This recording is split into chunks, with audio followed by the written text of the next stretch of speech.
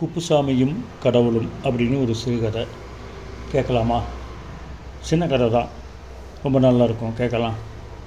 குப்புசாமி அப்படின்ட்டு ஒருத்தர் இருந்தாராம் ஒரு ஊரில். அவர் ஊரில் அடிக்கடி சாவு நடந்துகிட்டு இருந்தது. வயதானவர்கள்லாம் இறந்து போய்கிட்டு இருந்தாங்க. அதை பார்த்துட்டு அவருக்கு ஒரு பயம் வந்திருக்கு, நாமளும் செத்து போயிடுவோமோ அப்படின்ட்டு. உடனே அவர் ஒரு கடவுளை நோக்கி தவம் இருந்தாராம். அவருக்கு மனசுக்கு பிடிச்ச ஒரு கடவுளை நோக்கி தவம் இருந்தாராம். ரொம்ப கடும் தவம் இருந்தாராம். சாப்பிடாமல் கொள்ளாமல் வைக்காமல் தவம் இருந்தாராம். ஒரு நாள் கடவுள் வந்திருக்கார். வந்துட்டு குப்புசாமின்னு கூப்பிட்ருக்காரு.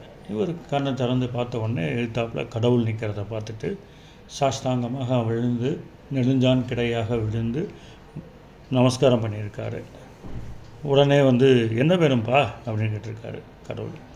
ஆண்டவனே, எனக்கு சாவே வரக்கூடாது அப்படின்னு கேட்டிருக்காரு. கொஞ்ச தூரம் கடவுள் யோசிச்சாராம்.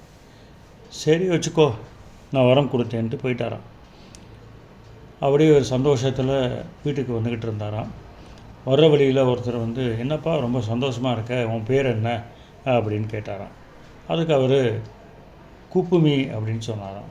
என்னது அப்படின்னா குப்புமி அப்படின்னாராம். அப்போ ஒரு தோணுச்சா, நம்ம தப்பாக சொல்லிட்டோம், குப்புசாமின்னு சொல்கிறது போல் குப்புமீன்ட்டு அப்படின்னு சொல்லிட்டு திருப்பியும் சரி பண்ணி குப்புசாமின்னு சொல்ல வந்திருக்காரு. ஆனால் குப்புமீன் வந்திருக்கு. ஒன்றும் புரியல. கொஞ்சம் தூரம் போயிட்டார். அம்மா காஃபி கொடுத்தாங்க. அதில் சர்க்கரை கூடுதலாக வேணும் அப்படின்னு கேட்டிருக்காரு. இக்கரை கூடுதலாக வேணும் அப்படின்னு சொல்ல வந்துச்சான். அப்போ தான் அவருக்கு தெரிஞ்சிருக்கு சாங்கிற வார்த்தையே வரல அப்படிங்கிறது. ஆகா, நம்ம என்னடா அது இப்படி ஆகிப்போச்சு, தவம் இருந்ததில் எதுவும் தப்பாக போயிடுச்சோ அப்படின்னு பார்த்தாரா. திருப்பி கடவுள்கிட்ட போனாராம். கடவுள்கிட்ட கேட்டாராம், எனக்கு சாங்கிற வார்த்தையே வரலன்னு. நீ தானே கேட்ட எனக்கு சாவே வரக்கூடாதுன்ட்டு, அதான் சொன்னேன் அப்படின்றாராம்.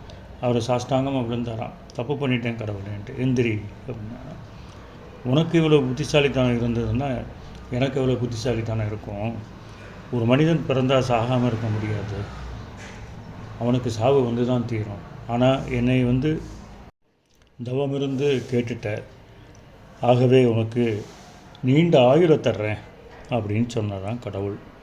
ரொம்ப நன்றி கடவுளே, நீ இனிமேல் பயப்படாமல், சாவை கண்டு பயப்படாமல் இரு, உனக்கு திரும்பியும் குப்புசாமினே பேர் வந்துருந்தாராம். நல்லா இருக்கா இந்த கதை? ஓகேவா? இந்த கதை தினமணி நாளிதழில் சிறுவர்மணி பகுதியில் 2017ஆம் ஆண்டு டிசம்பர் மாதம் வந்திருக்கு. இந்த கதையை எழுதினவர் சஜி பிரபு மாரச்சன்.